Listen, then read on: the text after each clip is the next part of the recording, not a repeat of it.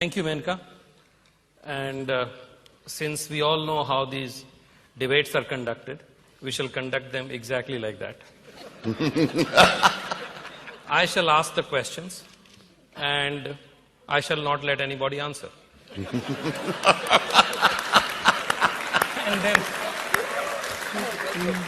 and then I will go and ask the next question, and I shall not let that other guy answer.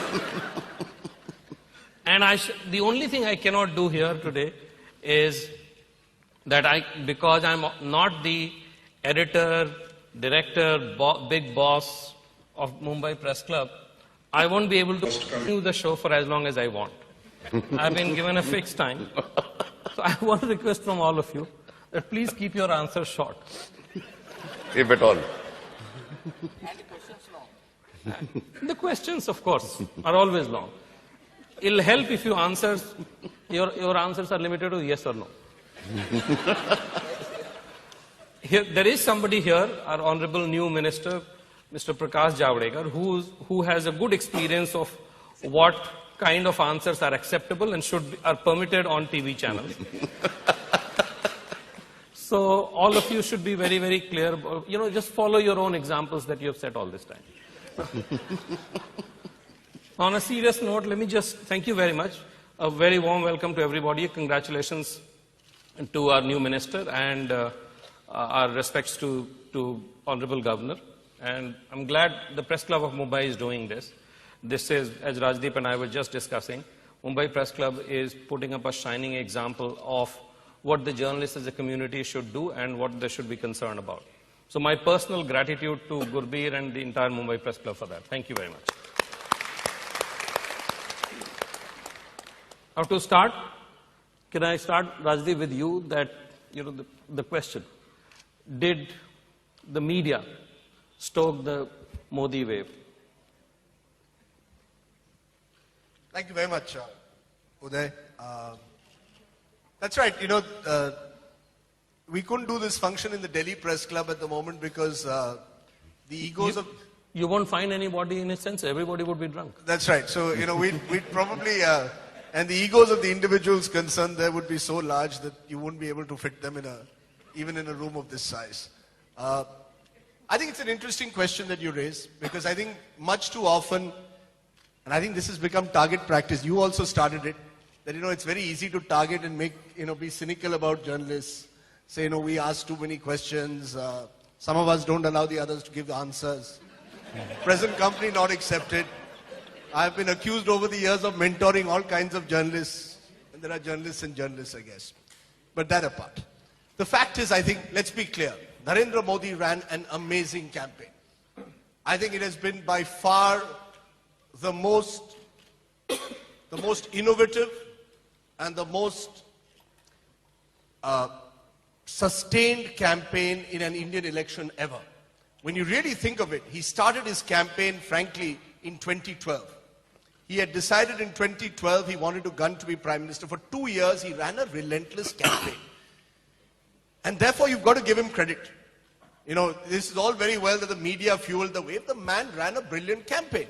And the number of meetings he addressed, the choice of meetings, the choice of dates, the way he went about it, I think really reflected a lot of effort being put into that entire exercise. On the other hand, you had someone who should be doing anything but politics.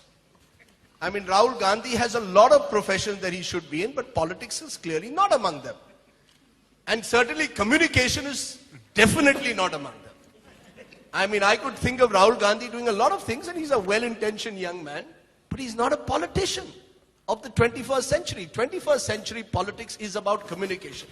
The great politicians of the 21st century are great communicators. So you have one man on one side who has a master's or a PhD in communication, who's a natural theater artist, who's a natural orator, who, is made for this age of TV. And on the other hand, you have someone who frankly is in kindergarten. There was no contest. And there was never going to be a contest. So to blame the media in any way for fanning the Namo wave, I think is unfair. Having said that, Uday, and I think this is the serious question, some channels some newspapers in this country, frankly, have abandoned the basic role of being journalists. They are either cheerleaders or even worse, do what I now call supari journalism. What happened to Arvind Kejriwal, to my mind, was supari journalism. Who did it? I'm not going to get into. There's another debate to do it. I don't want to make this forum out, he did this and he did that. It's not about that. But a section of our media is today engaged and continues to be engaged in the interest maybe of converting prime time into entertainment, or in the interest of trying to get more readers to your newspaper. You have converted journalism into supari journalism. And you have abandoned your basic function as journalists. What the pressures are, only they can answer. So they both have happened. And that Modi benefited from. Modi was never subject to the kind of intense scrutiny in the last 2 years that the others were subject to. And while he was brilliant in his strategy, social media, communication, he was spared the ignominy that the others were. And I believe that there's a fundamental reason that journalists must ask themselves and introspect, why have we reduced this great profession at times to either supari or cheerleading? I've seen some channels. I mean, the kind of journalism that they did during this election, you elevated Narendra Modi into God. He's a damn good politician, as I said at the start. But he's not a messiah. No questions were asked. Some of the interviews, and I credit Arnab, he was the only person, I would say, to some extent, who raised questions to Modi. The others, frankly, who interviewed Modi, need to go and check whether they want to do journalism or whether they want to simply do hagiography. On that note, Rajdeep. That's the simple tone. Sorry to be long, I would be even longer, but it incenses me. It incenses me that we have reduced this profession. And why? To get an interview. To get an interview. Now, Modi won't give me an interview because he knows the questions I will ask. He's made me sit the last time in September 2012 on the footboard of a bus to ask the questions. And walked out and didn't answer the questions the moment they were tough. That's Modi for you. I have no issues with it. But as journalists, we have to continue to ask questions. We are not bloody hagiographers, which is what we have become. And we are not people who should engage in supari journalism, which a section of us have become. All right. I would have liked to come to you, Kumar, but you're not an anchor. So how can you be allowed to speak? I will come to you after Arnab to that question. No. And you know, the briefer we are, the more questions we can. No, I'll just keep it very brief. Come on, guys. You have to at least. Oh, there. You Relax. see, It's okay. I'm trying, but the audience is not giving me an opportunity. This is what happens when you want to turn a new leaf. Correct. And you say, I'll be brief. See, you there, you got everything right in your introduction. You got one thing very wrong with there. You know what that is? That if you are to be like an anchor, and if you are to be the perfect anchor there, which I feel sometimes when I look at you, I feel you have the potential to be. I think you ask the question, but you must also answer the question. The day you do that, Uday, the day you do that, Uday, then I'll retire.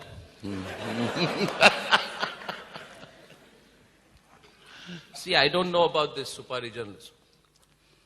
I'll tell you one thing. We work in a newsroom in Lower Parel. And I don't know if our audience knows it, but we are the only channel in India, national channel, that is based away from the national capital. I mean, if you consider Noida national capital, then we're away from the national capital. It's in UP. Uttar Pradesh included. The advantage I have often asked myself of what is the fun of being in Mumbai for a journalist? I think the greatest fun there is that I'm not romantically associated with any party.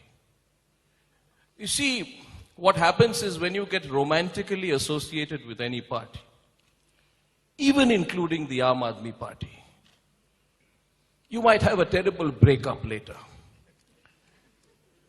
And then you'll be very disappointed. But to come back to the And question. I'll about come to the question. So the Modi failure, way. no, I'm coming to the Modi way. I'm saying that, you see, I have always believed, on a very serious note, I don't care too much about what politicians think. Mr. Jawarekar, don't mind. And so my distance from the politicians is both physical and psychological. This applies, Uday, also to Mr. Modi. So when we speak about Modi and Modification and all, I believe it's very strange that we in India are overawed by politicians. We get very influenced by them. We begin to believe that we follow exactly what they say, they do, and we forget that we also need to do something. To rebut your question, I'll give you 3 examples. And by the way, I'm not cynical about this profession. I am very, very, very, very optimistic about this profession. I believe that, but everything that Gurbir has said, I think the next 10 years are going to be terrific for India, especially for news television. But I would like to caveat that by saying that this time, Modi didn't tell us to cover Muzaffarnagar. Modi didn't tell us to ask that Principal Secretary Home Anil Gupta why he said when 32 children died in Muzaffarnagar, he said that, you know, children don't die in Siberia, people don't die in Siberia, what are you complaining about? Modi didn't ask us to ask that question. Modi didn't tell us to send a camera behind Azam Khan while he was having that holiday in Venice on government money, or question why Salman Khan is shaking a leg at sci-fi. These are not stories that Modi asked us to do. Modi was an interesting character in a very unipolar election. And frankly, the emphasis on Modi was very great, also because there was no competition, as Rajdeep rightly says. There's no competition in this election. So the focus principally becomes on one character. But I completely disagree that if you look at the entire 4 or 5 months from January to March, right, starting from, say, when Rahul Gandhi gave an interview or started his campaign, right up to the results, Modi perhaps got about 30% of the time, 70% of the time, and I'm not talking speeches, were around issues that were not centered around Mr. Modi. So I think we get unnecessarily perturbed, and for all independent thinking journalists out there, I'd like to say, don't worry. You know, we are not dependent upon a political figure. When people tell me, Modi is shown because he gets us ratings. I mean, there are many ways you can get ratings. Mr. Modi is not certainly getting you ratings. There is no scientific evidence that Modi gets you ratings. These are all facetious thoughts in our own mind. And, you know, part of the problem is that our entire media is based out of Delhi. And a lot of the journalists and a lot of the editors get too close to the people in power, or want to be close, or worry what will happen if somebody comes. What if somebody goes?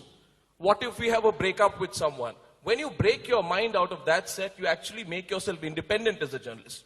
So I think our group of people in Lower Parel are doing that every day. As far as we are concerned, we're neither overly impressed or worried about a Modi wave. Thank you, Arnab. Before I come to Kumar, I just have to make one observation of my own. I completely agree with Arnab on the future of journalism. We should be very critical and put the spotlight on ourselves as often as we can. But I think the future of journalism is bright, and it will continue to bright no matter what the pressure. Because we don't do something that is trivial to the society. We do something which is very, very central to the society. And even for Indian media, even for all the battering that Indian media takes from other people and within the community, do you think this country would have been better off or worse off without us? The answer is definitely much, much worse off. So thank God for us. We are bad, we need to get much better. But God save this country if we are not around. On that note, Kumar, to you. Do you think, as a journalist and as a frequent participant, do you think the media created or stoked a Modi wave? And to you, I'll also like to ask a question. Do you think the Congress party stoked the Modi wave? Well, actually, that part of the question is absolutely right. It is Congress party which stoked the Modi wave, but that does not mean that media did not. Okay. The point is that while agreeing with Rajdeep that he is a great communicator, or with Arnab saying that they are not part of the Supari journalism, let us not forget that the original term for great communicator was made by Walter Lippmann to Mahatma Gandhi. And Mahatma Gandhi did not have a color television. And yet he was a communicator. He could influence people from Nagaland to Tamil Nadu. He did not know Naga languages, that is the Naga dialects, and he did not know Tamil. Only Gujarati, before Narendra Modi, who was a great communicator without television, without digital media. Now, how he organized that campaign with only a small mic written Chicago, and that mic hardly communicated what he was trying to say. And yet, he communicated across the country in multiple languages and created a wave which was genuinely freedom movement wave. So let us not talk about the skills of Modi as great communicator. They are there, but they are essentially great communication that Modi organized. While granting him the credit for that, let us not forget, without media, and mainly without electronic media, this wave would not have come. And the fact is that initially there was no Modi wave. Initially there was only Gujarat model. How many electronic channels, or for that matter print media journalists, went to Gujarat villages, went to that Sabarmati river, went to all the hospitals and the schools where nothing was happening in terms of development, and yet no media has covered in detail Gujarat. They have covered Bihar, how miserable Bihar is. They have covered Uttar Pradesh, how miserable Uttar Pradesh is. They have covered Marathwada drought. They have covered Marathwada drought as if it was an international news. But they did not cover the floods in Gujarat, which actually wiped out many parts of Surat, Baroda, Ahmedabad at the time when Modi was campaigning at the top of his campaign trip. Nobody covered that. The accident which took place on May 26 on his swearing-in day, media did not cover that accident. 40 people had died. Otherwise, all railway accidents make headline 8-column news. And what is the railway minister doing? Granted, there was no railway minister. But the fact is there was railway accident. There was riot on the same evening in Ahmedabad between Hindus and Muslims. Later on, after the Muslim youth was killed, the Teki youth was killed, in Kolhapur, in Maharashtra, there were regular riots and only the shops and the houses of the Muslims were burned. Media did not cover. So your point is... Media did not cover. Media did not cover certainly as much as they should have. Media did not cover as much as they should have. And by not covering also you can stoke fire. Sure. It is not necessary that you have to actually promote somebody. By not doing something also you can promote. And I think that has happened. Maybe some individual channel has done something. But the fact is that Modi was treated not only with soft gloves, but Modi was pampered by the media. Whether we call it stoking the fire or not, I don't know. But Modi was pampered, and it is not necessary to defend Congress for that or offend Congress for that. Congress may be good, bad, otherwise. Rahul may be good, bad, otherwise. Sonia may be good, bad, otherwise. And Manmohan Singh may have suffered from policy paralysis. But harping continuously on the policy paralysis of one party and one government without talking about 1,38,000 crore debt that Gujarat government has got. And if you constantly talk only about what government of India is failing in and without talking about what Gujarat government is failing in, I think that is stoking. Before you turn it into news hour at 7:30, that is stoking. And stoking fire does not mean not calling fire brigade when the fire is on is also stoking fire. Now, on second thoughts, I should have been sitting between Arnab and Kumar because whenever they are together, Kumar can't stop. But you know, there is a brand genius of our generation who's sitting here. I'll come to him about why media, if it did put special emphasis or put you know, the camera on Modi more often than it should have, what was the reason for that? But before that, I just have one point to make to all of you. I do, and to you, Kumar, I think you cannot clearly look at it probably from the lens of why was the media looking at the Congress government more. Congress government had been in power for 10 years. Modi had a distinct advantage that he was the challenger. He was at best, he was just a state chief minister. But in this election, he was the challenger. Obviously, it's the incumbent who's always under the scrutiny. It's not about elections, it's in everything.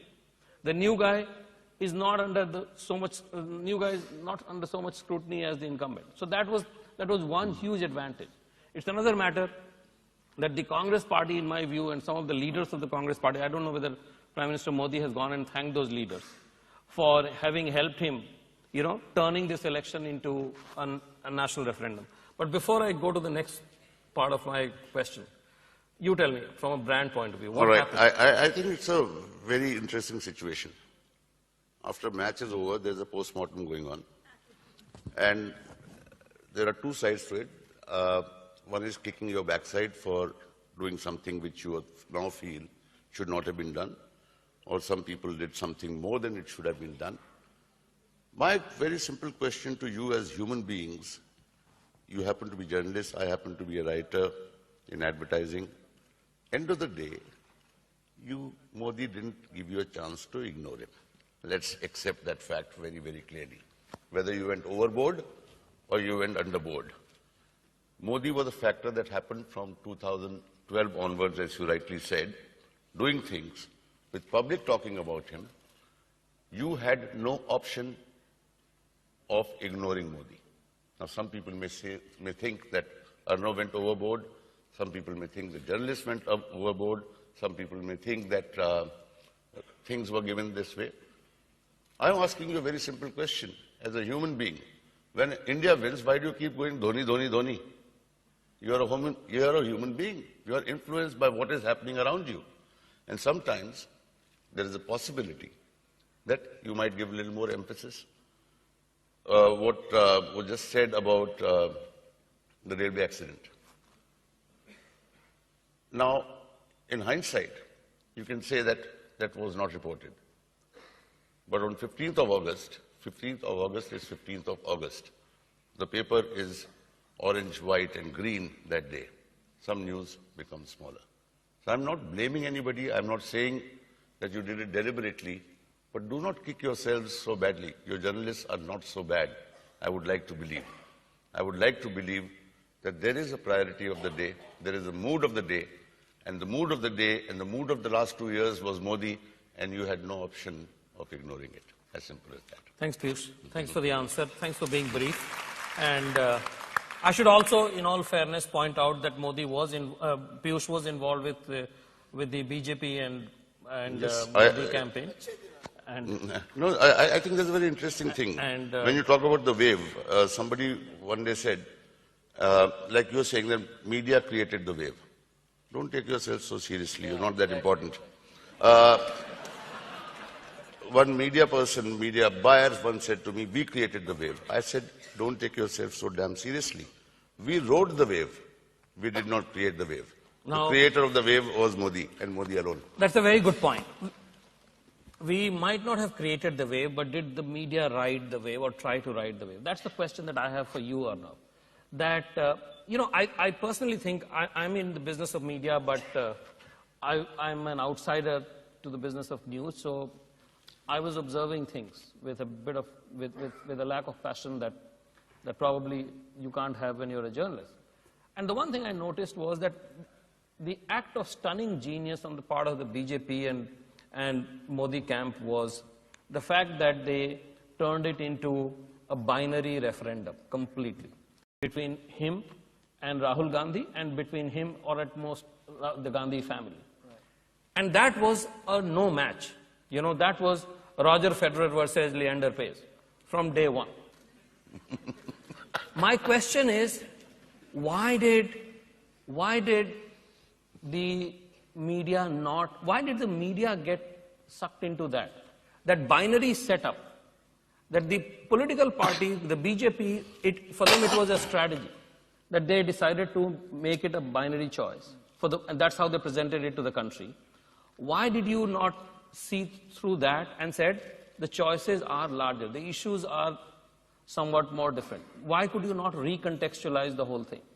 I mean, leadership is a very big issue in this country. I mean, why are we getting moralistic about it? A fact of the matter is people wanted leadership. I think it was a mortal sin, Uday. Sometime back, I'll remember, January 2011. So we broke the CWG scam in June 2010, and there were 6 scams till January 2011. It was the first time I ever went to Racecourse Road. I've never been to PM's house before that. So the first time I went, I was looking around. There were other editors who used to walk in and out every day. And there were questions being asked. Now that scam happened right 1 or 2 days after the Devas ISRO scam broke out. Rajdeep will remember. The Devas ISRO scam was the biggest damn thing which was being spoken everywhere in the country at that time. And I was the 13th or 14th unfortunate editor to be asked to ask a question. Even when I started to ask, I was stopped. And before that, there was another editor who asked the Prime Minister what his or her message would be to Sachin Tendulkar. I mean, I was looking around me and I was saying, where am I? I mean, this country made it such a situation where it was a sin to criticize Manmohan Singh. And same Lutyens Delhi made it a sin to criticize Manmohan Singh in 2011. So you're talking about this binary construct. This binary construct is an immediate after effect of the fact that you made it a sin to criticize a Prime Minister who would not take a position as scam after scam broke all around him. And therefore, leadership became a very important issue. So first point is, I'm not going to take a moral position on that. One point on what Piyush said. One second. Let me say what Wait. No, you have different rules for me. I've learned from you. No, I'm only asking. One point to let me complete on the point. Let him ask.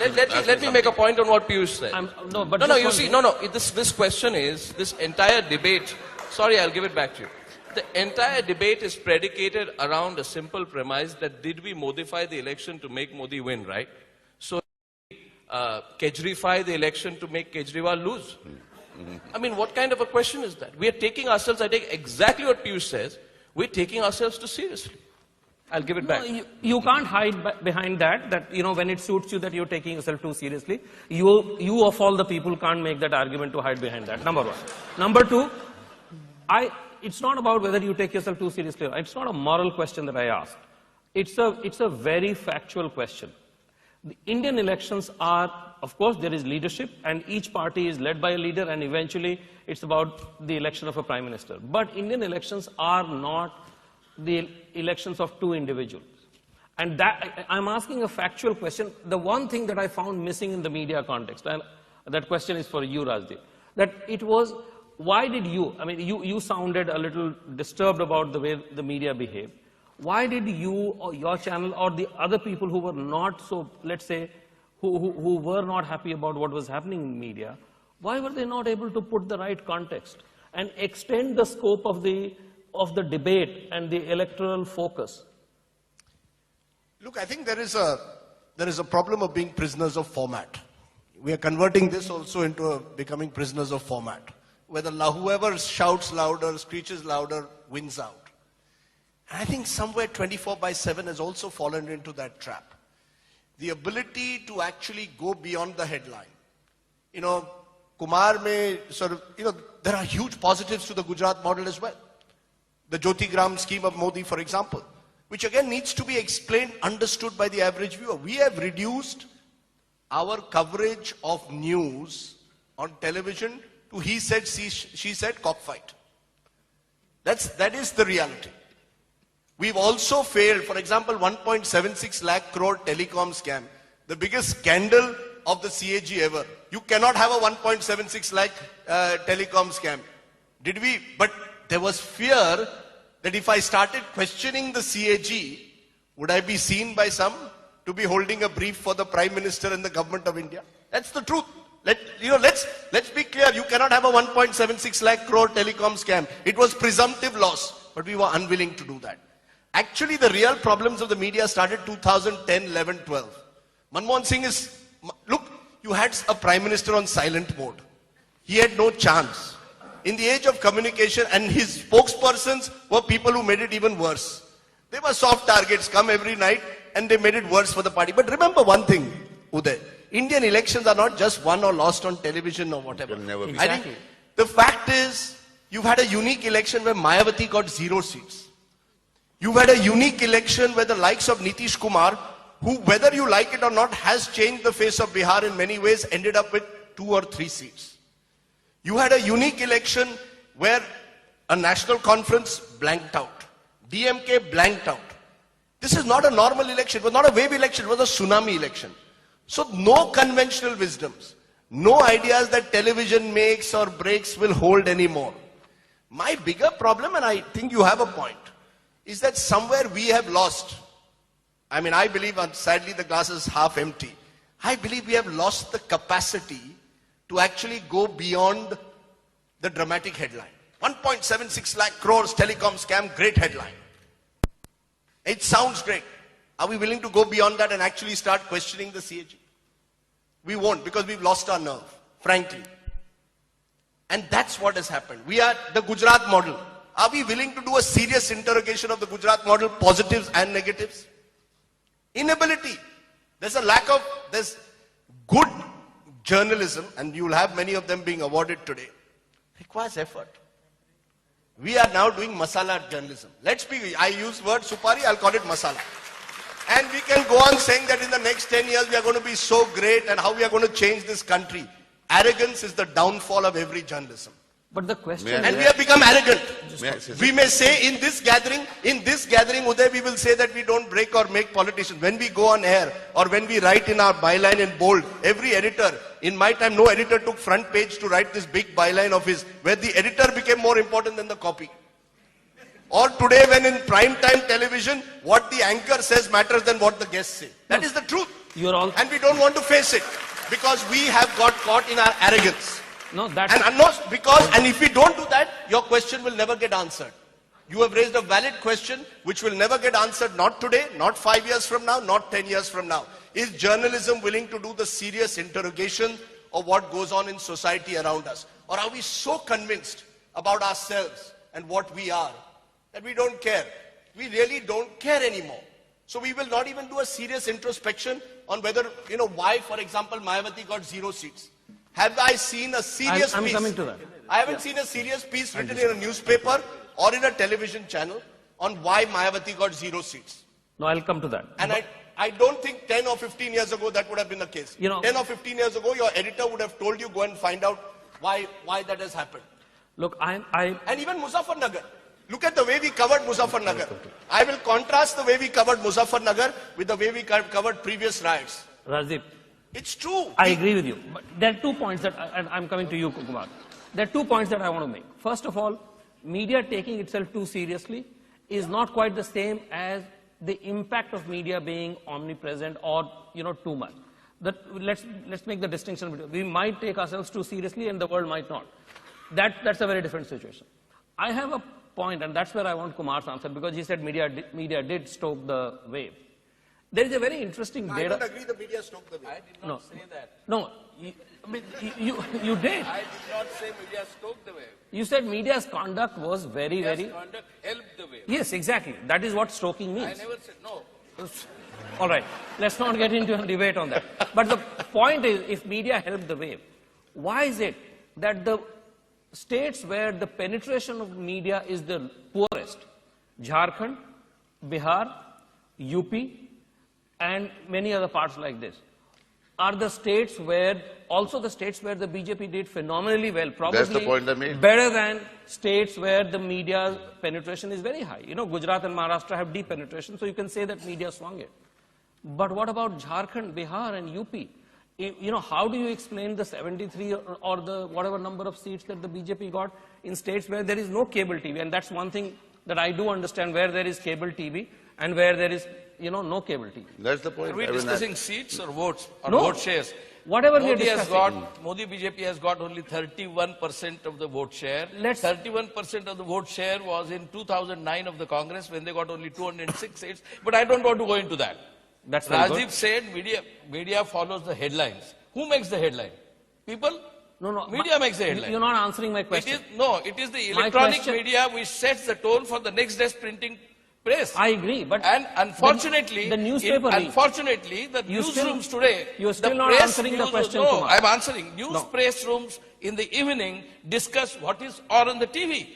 TV is guiding the press, and TV is guiding the rest of the campaigns. I'll just give you one example. But Kumar, 1 minute. He's made a good point which you should answer. No, I will. No, but one point. Piyush. I'll come to you. Piyush, 1 second. As our senior most and eldest person, I think you should answer that question, which I've also tried, because you may have an answer to it that I don't. I think he made a valid point. Why is it in Jharkhand? In perhaps a state where Bihar or Eastern UP. or Eastern UP, where cable penetration is perhaps the least. Yes. Right? Where English language TV doesn't determine voter preferences. Also, let's be clear. And that's where our hubris comes, that we believe we set the agenda. Why is it that in Eastern UP, in Jharkhand, in the poorest parts of the country, the BJP did very well. What explains the fact that the BJP did so well in the poorest parts of the country, where there is no television penetration? Obviously, there was anger against the Congress. Yes. Obviously, Modi was the right man at the right place, and he was able to use it. And why not just leave it at that? Why are we trying to use ourselves as the punching bags? No, I'm not trying to use ourselves as punching bag, but let us remember, in 2011, April to August, there was no Modi. Because as he said, Modi's story begins in 2012, December. In 2011, April to August, there was no Modi. There was only one wave. That was Anna wave. And all 24/7 channels were talking, discussing only Anna movement, Anna movement, Anna movement throughout. And what happened after August? He came to Mumbai. He had a fast in December, and it fizzled out in exactly 24 hours. The entire Anna wave was also, much of it was media creation. And that's why I'm saying that media creation does not necessarily mean that you start, something happens, and then you promote it. Within 4 months of 16th August, when Anna was arrested and immediately released, within 4 months, every single electronic channel, every single media organization made him Man of the Year, Indian of the Year, Great Man of the Year, New Gandhi, and so on. I mean, that New Gandhi disappeared in December, just 4 months after. May I add to this one? Yeah. See, No, you're living in an era... No, Piyush, only one thing. Menka, since you have more experience, I'm handing it over to you. Anna did not hire any advertising or campaign agency like yours was hired. Anna had no agency. No, but the media... Anna had no agency, and yet Anna dominated for 8 months. But the media didn't ask Chidambaram to arrest Take the Anna. mic from him. The media did not ask Chidambaram to arrest Anna and put him in jail, did they? Speak. Speak.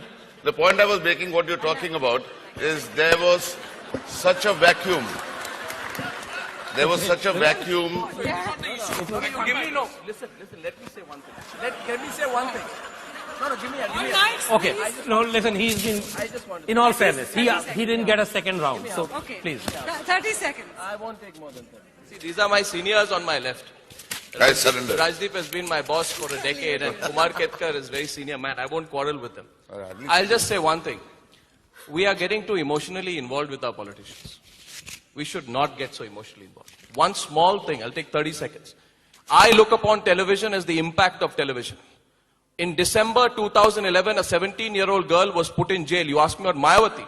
I say 17-year-old girl was put in jail because she had been raped by a BSP MLA and had been put into prison when she went to complain against the BSP MLA. For 2 weeks, when the media camped in Banda, in Lakhimpur Kheri in Uttar Pradesh, it became a big story. You think that does not have a trickle-down effect beyond television?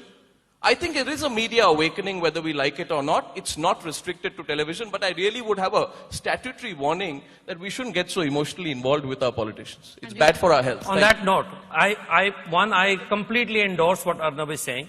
I think, and last point that Rajdeep started by saying, and I do think there is too much reverence even now in Indian media. And on the other hand, there is too much emotional involvement.